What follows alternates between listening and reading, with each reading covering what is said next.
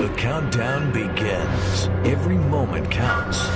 Now, for the believer, it's not where you'll spend eternity. For the believer, it's how you'll spend eternity. The decisions you make today determine where and how you will spend eternity. You will not be judged on what you did. You will be judged in the light of what you were called to do. At the zenith hour, there's no second chance. Whatever we do in this zero time determines how we're going to spend eternity. Life is but a vapor. If you really want to know the truth, every one of us are going to touch people's lives if we just do what we're called to do. This 12-part series will challenge you to confront your motives, making your life count from this moment on as you face your own eternity with great confidence on Judgment Day.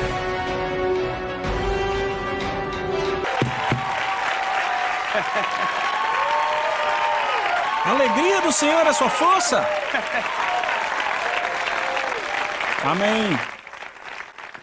Sabe, não é maravilhoso que temos boas novas, no meio de uma sociedade completamente na escuridão? Você pode dizer amém? Sabe, por escrever esse livro eu estou tão empolgado sobre o paraíso. Eu mal posso esperar pela nossa lição sobre o paraíso. Eu escrevi esse capítulo e fiquei meditando tanto sobre isso e eu disse, mal posso esperar para chegar lá. Sabe, só a realidade disso pelas escrituras. Algumas vezes você não consegue articular, sabe? Mas você sabe o que acontece. Por isso que Deus colocou mestres e professores em nosso meio, para entender e articular o que nós já sabemos que acontece por dentro. E para falar a verdade, quando nós pregamos ou ensinamos, eu digo nós nos 5 chamados do ministério, a gente fala coisas e vocês dizem, é verdade. Já notaram? Você não conseguia dizer, mas já sabia. Por quê? Por causa do Espírito Santo em você. É por isso que eu amo servir a Deus. Não há nada que Ele ensine em que você diga, uau! E a sua mente diga, cara, eu nunca soube disso. Por dentro faz bum! Você explode e diz sim. Sabe por quê? Porque o Espírito Santo concorda com a verdade. Você pode dizer amém? Ok, vamos começar em Mateus capítulo 7. Bem, deixa eu te dizer. Jesus veio para nos salvar de pagar a pena eterna do pecado, que foi originalmente planejada por Satanás e seus comparsas. A sua vida dada por nós revela o maravilhoso amor de Deus. Você pode dizer amém para isso? E o Senhor criou tudo no começo perfeito, certo? Tudo que Ele criou. E se você olhar em Gênesis capítulo 1, versículo 31, diz, e Deus viu tudo que Ele criou e, de fato, era muito bom. Não era só bom, era muito bom. Então Ele coloca uma criação perfeita nas mãos de um homem para Ele guardá-la e mantê-la. Porque sabemos por Salmos 115:16, na versão do inglês de hoje, que diz, os céus pertencem somente a Deus, mas Ele deu a terra ao homem. Então Deus deixou a terra para o homem, e Ele disse a Adão, cuide dela e a proteja. Então Adão deveria cuidar, mas quantos sabem que Deus não queria um robô? Ou robôs no jardim?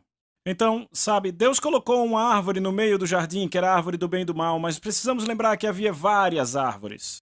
E havia um comando dado a Adão, que era este. Você pode comer de qualquer árvore do jardim a não ser da árvore do conhecimento do bem e do mal. Porque no dia que comer, você vai morrer. Diga, morrer. E nós sabemos que quando ele comeu daquela árvore, quando Eva deu a ele, ele comeu da árvore, ele não morreu fisicamente, não é? Ele morreu espiritualmente. A morte física significa que você deixa de existir. A morte espiritual é que você é separado de Deus, certo? Estão acompanhando? Então, uma vez que ele pecou, e deixa eu dizer uma coisa, a maioria das vezes as pessoas vão para Eva porque ela entregou a ele. Deixa eu te dizer, ela foi enganada, ele não, por isso o pecado dele foi maior. Você percebe que ele escolheu ela ao invés de escolher Deus? Veja, você olha para Eva, Eva não estava lá quando Deus deu o comando para não comer da árvore, não é? Ela foi tirada de Adão depois que o comando foi dado. Então ela recebeu o comando de Adão e provavelmente nunca tinha visto Deus pessoalmente. Porque ela disse ao diabo, não podemos tocar nisso, nem comer nem tocar, senão morreremos. Deus não falou nada sobre tocar. Então era um conhecimento comunicado a ela, por isso ela foi facilmente enganada. Há uma diferença entre o conhecimento comunicado, que é mais fácil de enganar, e o conhecimento revelado, que não pode ser facilmente removido. Vocês estão entendendo o que eu digo? Adão tinha um conhecimento revelado e voluntariamente desobedeceu a Deus, por isso seu pecado foi grande. Então, quando Adão pecou por ele ter sido colocado acima de toda a criação, imaginem, ele sujeitou toda a criação, todo o reino animal, todos os peixes, todas as árvores, tudo à maldição. E lemos isso em Romanos, capítulo 8, versículos 20 e 21, que diz, contra a sua vontade, tudo na terra foi sujeito à maldição de Deus. Toda a criação aguarda o dia quando vai se juntar aos filhos de Deus na gloriosa liberdade da morte e perdição. Então, a natureza não foi amaldiçoada por sua escolha. Adão sujeitou não apenas a criação, mas a ele mesmo, a sua esposa e toda a sua descendência ao que era de início a maldição de Lúcifer, que é a separação de Deus, entenderam? Então agora, a Bíblia diz que Adão teve filhos à sua imagem, que significa que todo filho que ele teve, e o filho que esse teve, e o filho que o outro teve, estavam debaixo de maldição da separação de Deus.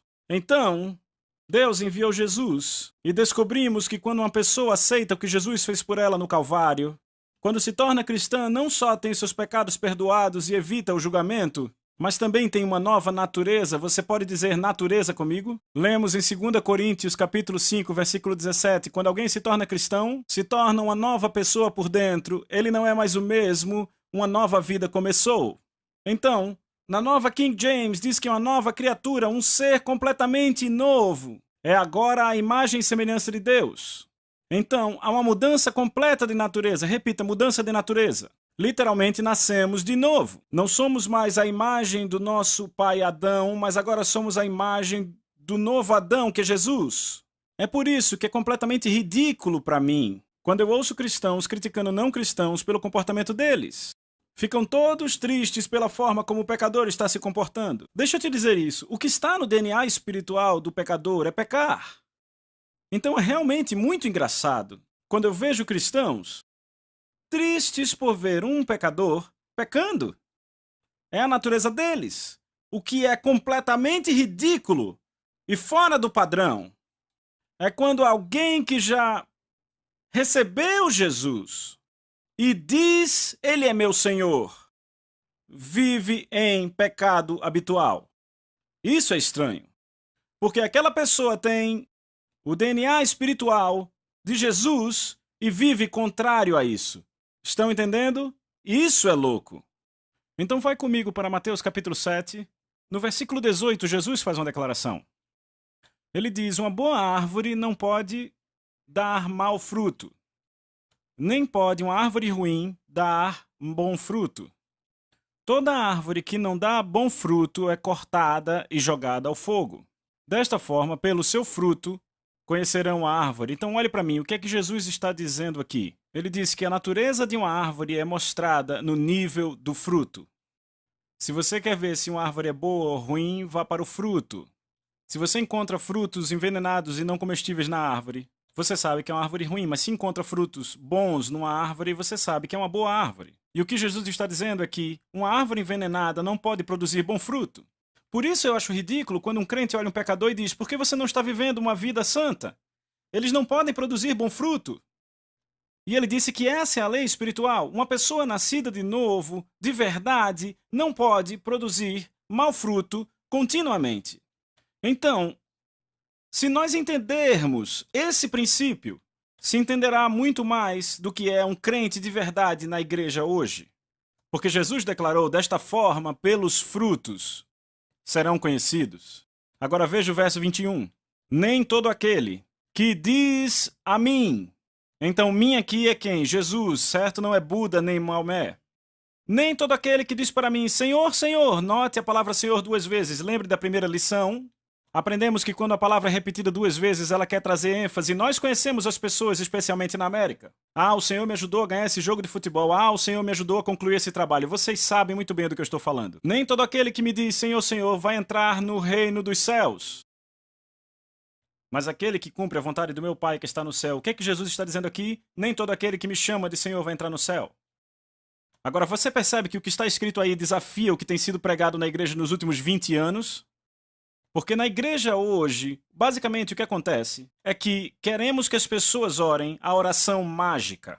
E o que fazemos muitas vezes no culto é persuadi-las por 40, 50 minutos do porquê elas devem orar essa oração mágica. E quando elas se curvam e fazem a oração mágica, dizemos, você agora é um cristão porque você fez a oração do pecador, você confessou a Jesus como Salvador e agora está a caminho dos céus. Não falamos nada sobre arrependimento, não falamos nada sobre negar a si mesmos, sobre levar a cruz, nada sobre deixar o mundo, só faça a oração mágica e você está dentro, baby.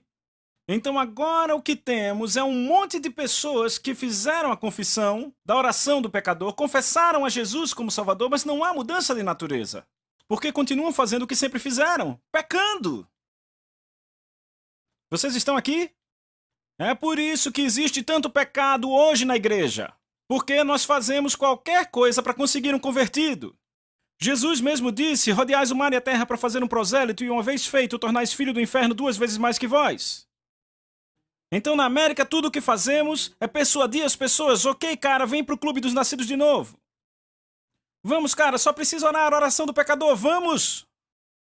Então o que fazemos é vir com essas técnicas amistosas para amaciar as pessoas e fazer a oração. Mas mesmo depois que fazem, mantêm as mesmas namoradas. E ainda mantêm a mesma luxúria, os mesmos ídolos, o mesmo pecado. Mas agora no clube dos nascidos de novo. Vejam, o que eu encontro Jesus dizendo mais e mais e mais e mais uma vez é o seguinte: negue a si mesmo, pegue a sua cruz e me siga. Cruz é a morte de si mesmo. Se você procurar pela palavra Senhor, no original grego é a palavra kurios. Kurios, no Novo Testamento, significa supremo em autoridade e também significa posse. Então, quando uma pessoa diz a Jesus, eu confesso você como meu Senhor, temos que ensiná-la sobre o que estão falando. Estão dizendo, Jesus, eu abro mão da posse de mim mesmo e entrego a você. Eu não tenho mais o direito de escolher o que eu quero. Eu agora escolho o que você quer. Eu não vou mais viver como o mundo. Agora veja, eu amo a Bíblia Mensagem. Veja o que ela diz. 1 João 2, 15 a 17, na Bíblia a Mensagem, diz, não ame os caminhos do mundo, não ame as coisas do mundo. Quando vimos a palavra mundo, com o entendimento que temos, pensamos em dois grandes grupos. O grupo dos nascidos de novo e o grupo do mundo. É assim que pensamos. Estão entendendo o que eu estou falando? Bem, o mundo é o sistema do mundo que resultou da transgressão e queda de Adão. A cultura inteira foi pervertida, como Pedro diz. No dia de Pentecostes ele disse, esteja seguro dessa geração pervertida. Porque é uma geração doente e pervertida por causa do DNA, da natureza que entrou na humanidade quando o homem pecou. Entendem? Então não ame o mundo ou os caminhos do mundo. Ele diz na Bíblia a Mensagem, o amor do mundo sufoca o amor do Pai. Praticamente tudo o que acontece no mundo, o desejo de seguir o próprio caminho, o desejo de querer tudo para si, o desejo de parecer importante, não tem nada a ver com o Pai. Tudo isso o afasta do ser humano. O mundo e seu desejo vão passar, mas quem faz o que Deus quer está garantido na eternidade. Você pode dizer amém? Porque sabe o que ele diz? Ele diz claramente, tome a sua cruz. Por quê? Se você não tomar a sua cruz, daqui a pouco você vai chegar num lugar e não vai demorar muito depois de você ter feito aquela oração formulada. Você vai chegar num ponto onde a sua carne, seus amigos ou qualquer outra coisa vão querer que você vá por esse lado e a vontade de Deus quer que você vá por esse. Se você não tiver tomado sua cruz, você nem precisará ir pelo caminho dos amigos ou da carne. Você ainda estará confessando Jesus como Senhor, mas vai estar se enganando porque Ele não é seu mestre. É você que está controlando sua vida. Então é isso que devemos dizer às pessoas, que servir a Jesus é abrir mão de todas as coisas. Eu abro mão de tudo e te sigo. É uma troca, vocês estão entendendo? É uma grande troca, é abrir mão de tudo. Mas aí é que está o problema. Então oramos a oração do pecador, deixamos as pessoas empolgadas e agora elas estão empolgadas como se estivessem num novo clube ou emprego. Você já viu alguém empolgado com um emprego novo? É uma coisa nova, cara! Então você pega aquelas pessoas, aqueles convertidos, elas oram a oração formulada e agora estão todos empolgados. Uou! Eu digo uma vez, a minha esposa entrou numa casa onde um homem e uma mulher estavam vivendo juntos e eles iam todo domingo para a igreja para aprender sobre a Bíblia. Será que era um tipo secreto de igreja? E ela falando, eu não gosto quando ele viaja, aquele armário dele, esse é o meu, essa é a cama onde dormimos. E eu fiquei, você realmente acha... Vocês entendem o que eu estou dizendo? Não tem condenação de viver nessa vida que viviam? Vocês entendem o que eu digo? Não há mudança de natureza. Não há condenação. E ela estava falando com a minha esposa sobre a igreja, mas não havia condenação. Por quê? Porque não houve mudança de DNA. E eles nem realmente sabem, porque agora estão enganados. Eles acham que estão no clube. Eles acham que estão no reino. Mas estão, na verdade, no clube dos nascidos de novo, eu devo dizer. Vocês estão aí? Então, para conhecer o verdadeiro evangelho, você perde sua vida. Você tem que morrer. Você nunca viu Jesus dizer, ok, a única coisa que vocês têm que fazer é orar a oração do pecador e você está dentro, baby. Ele disse para todos, tome a cruz. Quer me seguir? Tome a cruz. Morra para seus desejos, seus planos, sua agenda. Perca a si mesmo e carregue a minha vontade. Quando você carregar a minha vontade, eu te dou o poder para realizar, você recebe minha natureza e seu desejo, você passa a desejar. É como se você olhar para aquela árvore, aquela figueira, Você vai dizer àquela árvore, você tem que produzir fruto! É bom! E ela simplesmente não faz, é a natureza dela. Vocês estão aqui? Então o problema é que nós temos vários ramos envenenados que oraram a oração formulada e não tiveram mudança de natureza e continuam dando frutos envenenados. Desejo, desejo, desejo. O que está no mundo? Desejo, desejo, desejo. É apenas o quê? Desejo de seguir o próprio caminho, de querer tudo para si e parecer importante. Você pega todo esse povo na igreja e eles ainda estão desejando as coisas para si mesmos, querendo parecer importante, querendo do seu próprio jeito porque a natureza não mudou. Certo? É uma troca, repita, uma troca.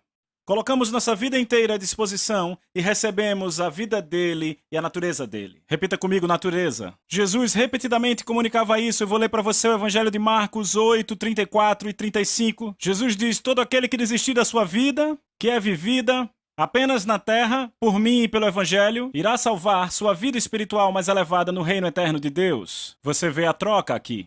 A troca definitiva. Deixamos nossos direitos como donos da nossa vida para seguir os seus desejos. Isso não é enfatizado em nossos dias, amigos. Pregamos mais as promessas da ressurreição do que a cruz. Deixa eu dizer para vocês, nós temos que pregar as promessas da ressurreição, mas se não pregarmos a cruz, não teremos de verdade as promessas, porque nossa natureza não mudou. Temos deixado de dizer ao povo que isso vai custar a liberdade deles. Repitam, liberdade. Você sabia disso? Deixamos de dizer que isso vai custar a liberdade, mas é apenas a liberdade percebida. Isso me lembra o filme Matrix. Meu filho mais velho, que está sentado aqui essa noite, eu acho que está lá atrás. Uma noite, ele foi num lugar que tinha na cidade chamado Cleanflix. E é uma pena que tenha fechado, mas na verdade era tipo um lugar onde você podia comprar vídeo e eles retiravam tudo que era impróprio, todo o material sexual, todo palavrão, tudo que era mal, tudo. E, na verdade, eu acho que era uma organização cristã. E ele trouxe para casa esse filme chamado Matrix e disse, pai, você precisa vê-lo. E eu deixei de lado por um pouco, houve uma grande repercussão do filme, e depois de 2 anos, meu filho me trouxe de novo o filme, ainda bem que ele o fez. Mas existe uma pergunta interessante nesse filme, e a pergunta é a seguinte. Como você saberia a diferença entre o mundo dos sonhos e o mundo real se você não acordasse do sonho? E vocês devem lembrar que a Matrix era a vida no século XX, ou pelo menos parecia, porque era o mundo dos sonhos. O que era, na verdade, eu acho que era o século XXI ou XXII, porque houve uma grande guerra dos computadores contra os homens e os computadores ganharam. E os computadores perceberam que para eles existirem, precisavam tirar a energia dos homens, então construíram fazendas onde os computadores tiravam a energia dos corpos dos homens para poder existir, certo? Então criaram esse programa de computador chamado Matrix. E a Matrix, você tinha, tipo, os humanos como escravos nas fazendas, e ainda assim na Matrix, porque estavam ligados na Matrix, tudo naquele mundo era normal, então parecia que estavam livres. Então o filme começa com um grupo de indivíduos que conseguiram fugir da Matrix, e agora estão realmente livres e controlam uma colônia chamada Sião, certo? E estão lutando pela sua liberdade real. E o que aquele grupo fala é, vejam, nós preferimos ser livres de verdade, e talvez sofrer um pouco, do que estar na ilusão de sermos livres quando na verdade somos escravos. É exatamente assim com as pessoas que estão servindo o mundo. Eles na verdade não morreram para si mesmos, entenderam? Você tem que morrer para receber a vida dele. Você tem que morrer para receber a natureza dele. Mas aí você vem, eu sou livre. Não, você não é livre, é uma liberdade percebida como a Matrix. Você é escravo do pecado, você nasceu nisso.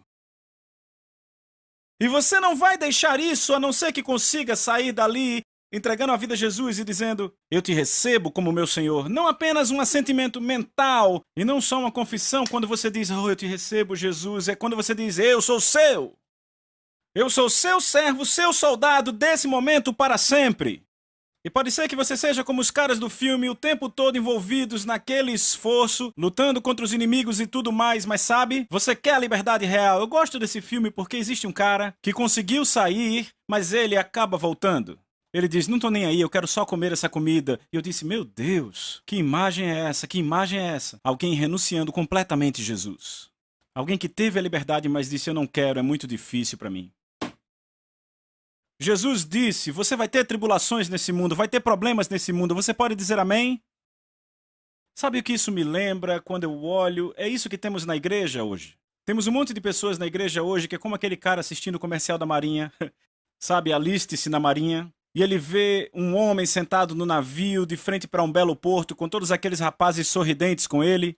Então ele, eu quero isso, eu quero ver o mundo, eu vou para a marinha. Então ele sai, vai para o quartel, assina tudo, não lê aquela parte sobre abrir mão da própria vida, não é? Então vai assinando tudo e diz, agora eu vou para o navio conhecer o mundo, vai ser ótimo, certo? E aí sabe o que ele ganha? Campo de treinamento. Agora ele não pode ficar acordado até as 10 horas da manhã e sabe...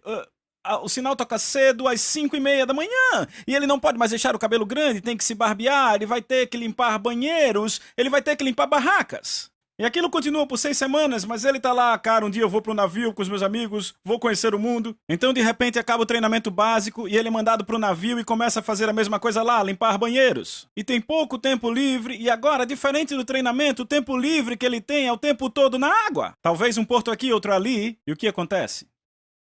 Ele começa, eu fui enganado, eu fui roubado. E aí, do nada, uma guerra começa e ele leva um tiro. E ele diz, o quê? Não me mostraram isso? Ele nunca se preocupou de perguntar ao recrutador. O que isso vai me custar? Existe um custo em seguir a Jesus e Jesus te disse para considerá-lo.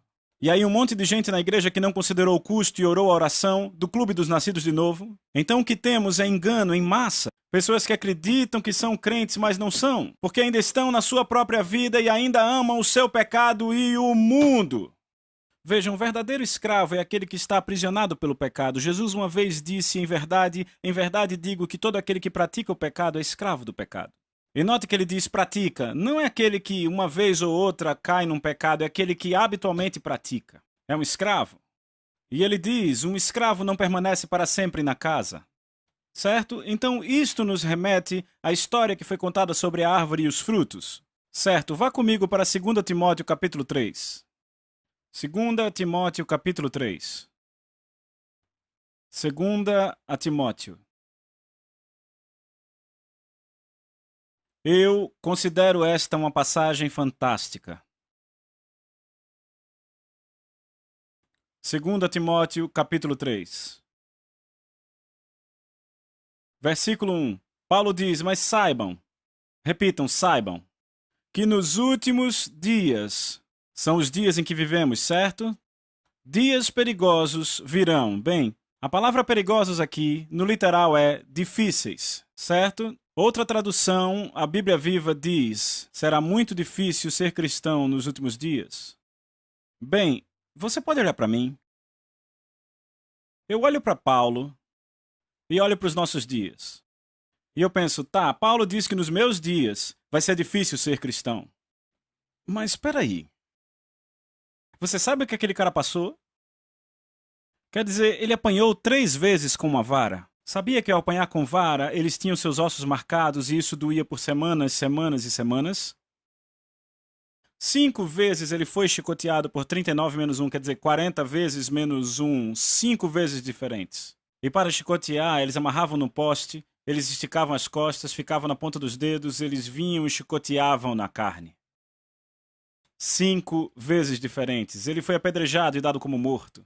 Ele foi perseguido em quase toda a cidade que foi. Esse homem olha para os meus dias e diz que serão difíceis? Eu penso e digo, ok, eu perdi alguma coisa. Eu devo ter deixado passar alguma coisa, ou não é verdade? Então ele vem e nos diz, veja, nos últimos dias, tempos difíceis virão. Porque ele conta a razão. Porque os homens serão amantes de si mesmos. Amantes do dinheiro, presunçosos, orgulhosos, blasfemos, desobedientes aos pais, ingratos, ímpios, sem amor, irreconciliáveis, caluniadores, sem domínio próprio, cruéis, inimigos do bem, traidores, precipitados, soberbos, mais amantes dos prazeres do que amigos de Deus. Vocês conseguem ver a lista que ele tem aqui? Agora deixa eu dizer. A sociedade de Paulo tinha todos esses tipos de pessoas. Sabia que naquela sociedade eles eram amantes do prazer? Eram cruéis, eram traidores, eram pessoas desobedientes aos pais. Então por que identificar a nossa geração, dizer que vai ser difícil listar essas coisas? Por causa do verso 5, veja o verso 5. Que diz, tendo aparência de piedade, mas negando o seu poder. Então, deixa eu ler na amplificada. Ele diz, embora eles tenham uma forma de religião ou piedade, eles negam e rejeitam e são estranhos ao poder dele. A conduta deles desmente a genuinidade da sua confissão. Ou seja, as pessoas confessam que são crentes nascidos de novo, mas têm tudo da palavra, mas amam a si mesmos, amam ao dinheiro, amam aos prazeres, mais o mundo do que a Deus, são ingratos, impiedosos, e por isso vão negar o poder. Que poder? O poder da graça que muda a nossa natureza. Veja, a verdadeira graça de Deus, o verdadeiro poder de Deus muda a nossa natureza e faz uma pessoa ingrata ser grata, uma impiedosa ser piedosa. O desobediente fica obediente, entendem? Quando alguém realmente encontra Jesus, a natureza muda. Eu tenho estado em prisões de segurança máxima. Eu tenho visto mais comportamento cristão em assassinos condenados pelo resto da vida do que vejo em muitas pessoas na igreja. Por que isso acontece? Houve uma genuína conversão na prisão. Houve uma oração do clube dos nascidos de novo com aquela pessoa naquela igreja. Então, quando Paulo fala dos últimos dias, é que haverá um engano descontrolado. E o engano é o seguinte: eu fiz aquela oração, tudo ok? Estou com Jesus, sou cristão. Mas mesmo assim, não oraram com seu coração. Não entregaram o coração. Não consideraram custo. Este é um engano. Eu levei muito tempo para fazer meus filhos entenderem. Eles iam para escolas cristãs, havia crianças fazendo sexo, usando drogas, fazendo tudo isso. Mas pai, o pai deles é diácono. Mas pai, o pai deles é pastor. Mas pai, o pai deles é isso.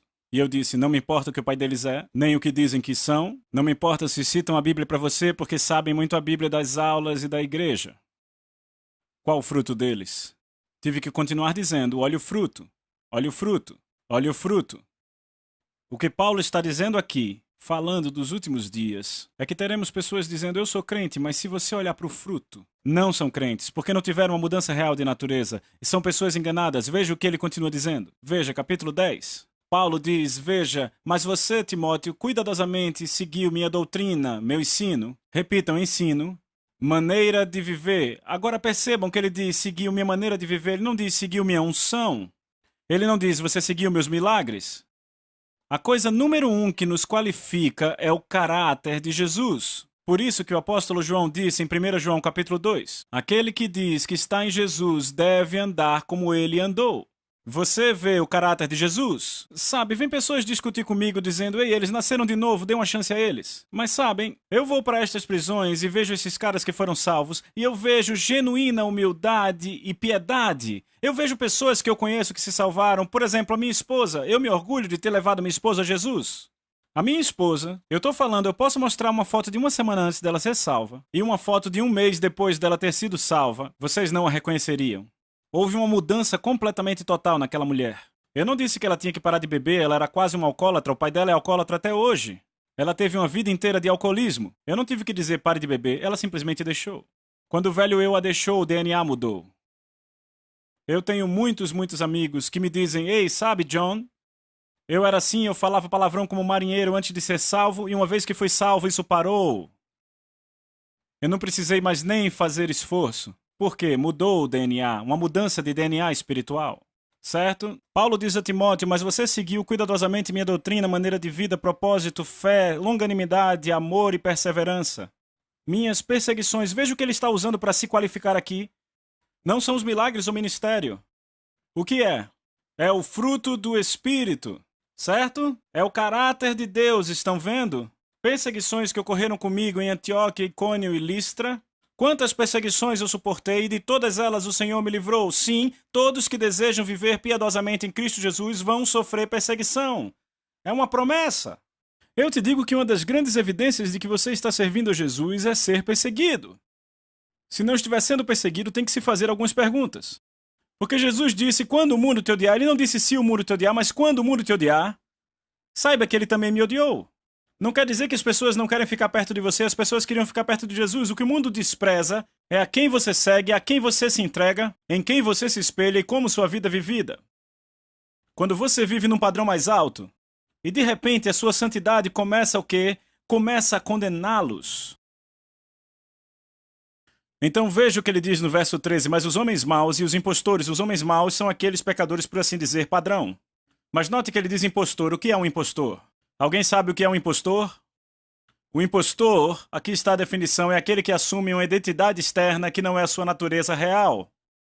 Estas são as pessoas mais perigosas. O impostor é aquele que diz que nasceu de novo, mas continua vivendo por si mesmo.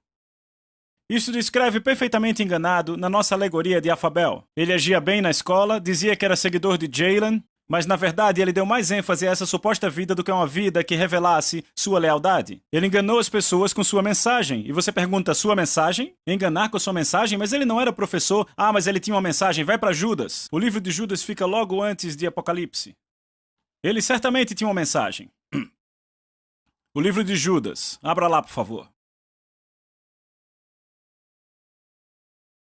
Diga amém se você está aí. No livro de Judas, eu quero ler o versículo 3. Amados, por ser muito diligente ao escrever para vocês a respeito da nossa salvação em comum, eu achei necessário escrever a vocês exortando-os a batalhar com vigor pela fé que foi de uma vez por todas entregue aos santos. Agora olhe para mim, por favor. Judas disse, eu quero escrever e falar de coisas maravilhosas sobre a nossa salvação. É disso que eu quero falar, sobre o céu, bênçãos, Deus, a provisão de Deus, a prosperidade que Ele dá para o seu povo, a saúde que Ele dá para o seu povo, tudo de bom da salvação. E ele disse, eu não consegui, tive que escrever sobre outras coisas. Havia algo mais urgente para falar. O que era? Ele diz no verso 4. Ele diz, pois alguns homens se infiltraram sem ser notados, que há muito estão marcados para esta condenação. Homens impiedosos, diga impiedosos, que tornaram a graça do nosso Deus em permissividade, ou outra versão diz licença para, é a palavra grega, aselgia. Eu vou soletrar A-S-E-L-G-E-I-A, que significa desejo incontrolado. E negaram o único Deus e Senhor e o nosso Senhor Jesus Cristo. Eu vou ler na versão do inglês de hoje. Mas algumas pessoas sem Deus entraram sem ser notadas. Repita, sem ser notadas. Entre nós, pessoas que distorcem a mensagem sobre a graça do nosso Deus para se desculpar dos seus caminhos imorais e que rejeitaram Jesus Cristo, nosso único Mestre e Senhor. Há muito tempo as Escrituras predisseram a condenação que receberão. Note que diz que eles o rejeitaram. Algo me chama a atenção no que Judas diz. Ele diz primeiro que eles chegam sem ser notados. Você acha que alguém consegue chegar na nossa igreja hoje ou na igreja daquele tempo e negar Jesus com a sua boca publicamente sem ser notado? Eu não ouvi. Não tem jeito. Não tem jeito. Não tem jeito nenhum. Então como o negaram? São pessoas ímpias. Quando se infiltraram sem ser notados e transformaram a graça de Deus num estilo de vida de excessos. Como eles negam Jesus e permanecem não notados? A resposta está em Tito, capítulo 1. Vamos lá. Tito, capítulo 1. Como essas pessoas se infiltram sem ser notadas e negam Jesus? Tito, capítulo 1, por favor. Acharam? Tito, capítulo 1. Veja o versículo 16. Diz, eles declaram conhecer a Deus. Eles dizem que conhecem Deus, mas em obras eles o negam. Então, como eles o negam? Não pelo que dizem, mas pelo que vivem. Ouçam a Nova Tradução Viva. Tais pessoas dizem que conhecem Deus, mas o negam pela forma que vivem. Como isso acontece? Nos ensinos sobre a graça de Deus. Porque pregamos que a graça é apenas uma cobertura, ao invés do que ela realmente é, que é uma capacitação. A graça de Deus nos capacita para viver uma vida que agrada a Deus. A graça de Deus nos dá a capacidade de manter os mandamentos de Deus no nosso coração. Então temos pregado a graça como uma cobertura. Então esses homens dos quais Judas fala, então eles se infiltram e negam a Deus pelo estilo de vida e não pelo que dizem, totalmente contrário à palavra. Mas ainda assim dizem que o conhecem. Então os métodos que eles vivem são mais marcantes porque o que você vive fala muito mais alto do que o que você fala. Vou dizer outra vez, o que você vive é uma comunicação muito mais alta do que o que você fala. As pessoas mais difíceis que eu conheci são filhos de ministros, quando o ministro prega uma coisa no púlpito e vive outra coisa totalmente diferente em casa. São as crianças mais difíceis. São completamente alheias e não querem pensar no Evangelho. Eu vi Oral Roberts, totalmente um homem de Deus. Ele se desviou por algum tempo, mas sabe o que eu trouxe de volta? Mamãe e papai viviam o que pregavam. E você vê que quando ele voltou, ele serviu a Deus de todo o coração. Na verdade, um dos astros de rock mais polêmicos hoje, ele tem feito as coisas mais pervertidas. Tudo aconteceu porque seu avô era um pregador e o estilo de vida do seu avô era completamente contrário à palavra de Deus, e isso o desviou totalmente.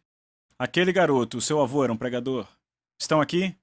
A graça de Deus verdadeira nos dá a habilidade de fazer o que a verdade requer de nós. Ouça o que Tiago disse. Tiago disse: a fé que não tem obras, ações e feitos de obediência para sustentá-la, por ela mesma é destituída de poder, inoperante e morta. Alguém dirá: você diz que tem fé e eu tenho boas obras? Então me mostre a sua fé alegada sem nenhuma obra, se você puder, e eu, por boas obras de obediência, te mostro minha fé. Então a evidência de que uma pessoa realmente nasceu de novo não é pelo que ela diz, é pelo que ela vive. É exatamente o que o Novo Testamento ensina. Mas o que fazemos é que colocamos mais ênfase na igreja, no que dizemos, se usamos uma camisa dizendo nasci de novo, ou se usamos um adesivo com um peixinho no nosso carro, especialmente aqueles grandes. Estamos no clube, cara. Não importa como vivemos, nós fizemos aquela oração. O que isso está criando são impostores. Impostores, se você notar o que Paulo disse, não só enganados, não só enganando outros, mas enganando a si mesmos. E diz: homens maus e impostores vão crescer mais e mais. Eu vou terminar o versículo. Tanto enganando quanto sendo enganados. Não estão só enganando outros com seu estilo de vida, mas estão enganando a si mesmos. Eu vou mostrar a vocês em outras aulas o que nos mantém longe desse engano. O impostor é enganado porque ele acreditou numa mentira e vive em uma mentira. Vá comigo para 1 João capítulo 2, eu vou apressar um pouco porque existem outros trechos que eu quero ler. 1 João capítulo 2, veja o versículo 3. Então por isto nós sabemos que nós o conhecemos. Como sabemos se conhecemos Jesus? Veja, se guardarmos seus mandamentos. É assim que você sabe, sua natureza foi mudada. Ei, olhem para mim! Olhem para mim! Sabe, quando eu fui salvo, quando aquele irmão na universidade me levou para o Senhor, algo mudou por dentro de mim. Eu vi tudo diferente. Meus desejos interiores mudaram. Muito embora eu ainda estivesse lutando com o pecado em algumas áreas. Ok, meus desejos interiores mudaram. Quando eu pecava antes disso, não me sentia mal.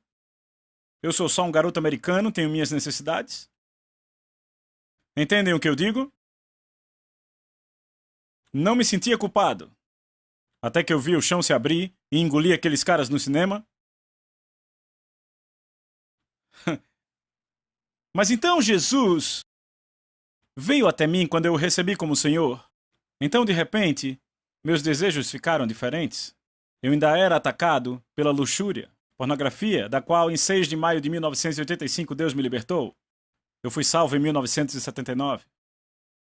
Eu ainda estava, mas sabe, toda vez que eu caía no pecado da luxúria, eu me sentia muito condenado. Muito condenado. Você vê pessoas hoje que dizem: eu nasci de novo, fiz a oração do pecador. Sem honestidade nos negócios, sem condenação. Vivendo com a namorada, sem condenação. Enchendo a cara de álcool, sem condenação. Por que não há condenação? Não há mudança de natureza. Estão dando fruto que sempre deram, mas agora enganados, achando que estão no clube dos nascidos de novo. Esses são os mais enganados, porque veja o que João continua a dizer. Nisso sabemos que conhecemos, como sabemos que conhecemos, mantendo os mandamentos. Aquele que diz eu conheço e não mantém os mandamentos é um mentiroso, enganado, e a verdade não está nele. Estão vendo? Vai comigo, por favor, para o Evangelho de Mateus, capítulo 7. Verso 21. Nem todo aquele que me disser Senhor, Senhor, entrará no reino dos céus. Então Jesus diz que nem todo aquele que o confessar como Senhor vai entrar no reino dos céus. Ele diz: mas aquele que faz a vontade do meu Pai. Então não é só confessar, é confessar e fazer. E por que fazemos? Porque houve mudança de natureza, submissão completa, aconteceu a maior troca, a sua vida pela vida dele. Vocês entendem? Então veja o que ele diz: muitos, não poucos, não alguns, mas muitos vão dizer para mim, Senhor, Senhor, não profetizamos em teu nome, expulsamos demônios e fizemos maravilhas em teu nome, e eu vou declarar, eu nunca conheci vocês. Apartai-vos de mim, vocês que praticam a injustiça. Deixa eu ler isto para vocês. Na versão do inglês de hoje. Quando o dia do julgamento chegar, repita, dia do julgamento. Muitos vão me dizer, Senhor, Senhor, em teu nome falamos a palavra de Deus. Em teu nome expulsamos muitos demônios e fizemos muitos milagres. E eu vou dizer a eles, nunca conheci vocês. Nos anos 80, perto da virada da década, Deus me deu uma visão que eu nunca vou esquecer. Nessa visão, eu vi uma multidão tão grande que eu não conseguia ver o final dela, como naquelas cruzadas do Reinhard Bonnke que você não consegue ver o fim da multidão. E essas pessoas chegavam aos portais do céu. E todas elas esperavam que Jesus dissesse: entrem no reino de Deus. Ao invés disso, ouviram dizer: vão embora, eu não os conheço. Todas essas pessoas o confessaram como Senhor. Todas o confessaram como Salvador. Suas igrejas fizeram milagres no nome dele e algumas até expulsaram demônios em seu nome. E o que Deus me deixou ver foi o horror e o choque que estava em suas faces. Tinham certeza de estar salvos, quando na verdade não estavam. Eu não me lembro de ter visto nada mais terrível na minha vida. Eu me lembro de ter dito: Deus, eu vou atrás dessas pessoas que pensam que estão salvas e não estão. E você vê Jesus fazendo isso. Vê ele falando às igrejas no livro de Apocalipse. Você pensa que está vivo, abençoado, espiritualmente abençoado e tudo mais. Na verdade está miserável, nu e pobre. Ele teve que mostrá-los a condição em que estavam antes de tirá-los daquela condição. Vocês entendem? Se você não mostrar às pessoas que elas estão realmente perdidas, muito embora pensem que estão salvas, como o amigo que falei na última sessão que tivemos, ele achava que era um cristão e um dia percebeu que não era. Então, se continuarmos pregando mensagens amigáveis apenas, não há nada de errado se pregarmos uma mensagem que vai levantar as pessoas, encorajá-las, mas se isso é tudo que você prega, teremos um monte de impostores, teremos um monte de gente enganada. Paulo disse que a única forma de apresentar todo homem perfeito em Cristo é exortá-lo e ensiná-lo.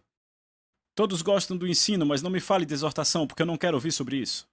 Não me diga que o inferno existe, nem me fale disso. Que eu tenho que entregar a minha vida a Cristo. Eu gosto do meu estilo de vida e eu também quero ir para o céu. Então me dê um tipo de cristandade que vai me dar meu estilo de vida, tudo o que eu quero e também o céu. É isso que eu quero, me dê isso, pregador, e é isso que eles estão dando, porque há uma pressão. Disso que Paulo falava quando ele disse que nos últimos dias as pessoas escolherão mestres. Darão a ela o quê? O que faz seus ouvidos coçarem. Isso significa que dirão exatamente o que elas querem ouvir. Então, como resultado, os pregadores se encontram. Muitas vezes, muitos pregadores estão numa sinuca de bico.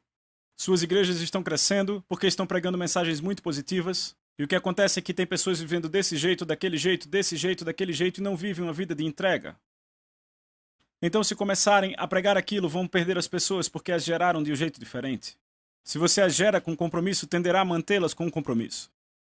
Tenderá a continuar pregando o compromisso, senão vai perdê-las. E se perdê-las, elas ficarão muito ofendidas. Se você estreitar o caminho, terá muitas pessoas ofendidas. Elas vão dizer: ei, por que você não me disse? Por que não me disse isso antes? Eu não sei vocês, mas eu gosto de corretor honesto.